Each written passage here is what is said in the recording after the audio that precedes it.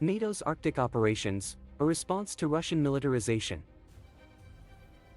With the Arctic region gaining significance in recent years, the increased militarization by Russia has led to concerns for the NATO nations. The Arctic provides access to natural resources, maritime trade routes, and a strategic location for missile defense systems, making it a region of great importance. Russian military activities in the Arctic have raised concerns for NATO nations, with increased presence of Russian submarines, warships, and long-range bombers in the region.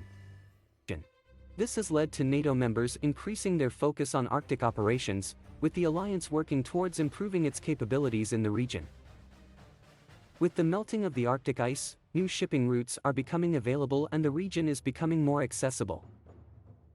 The region is also rich in oil and natural gas reserves, making it an important location for resource exploration and extraction. These developments have led to increased interest in the Arctic by nations, with Russia being one of the foremost players.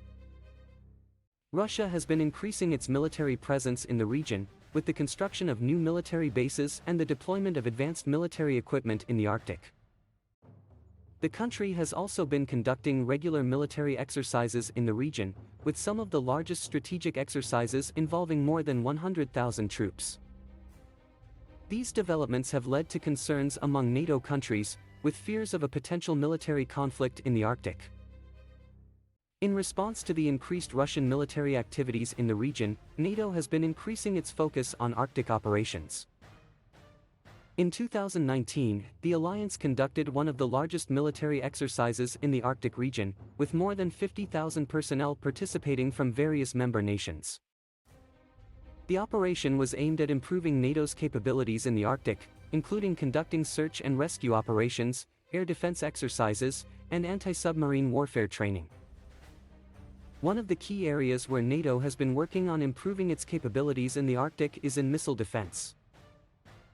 The region provides a strategic location for missile defense systems, and NATO has been working towards developing and deploying advanced missile defense systems in the region.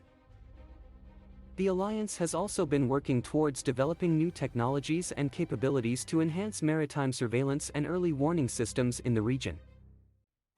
The increased focus on Arctic operations by NATO has also led to increased cooperation with partner nations in the region.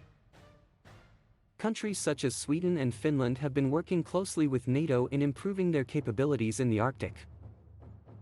The alliance has also been seeking to strengthen its partnerships with other Arctic nations, including Canada and Norway.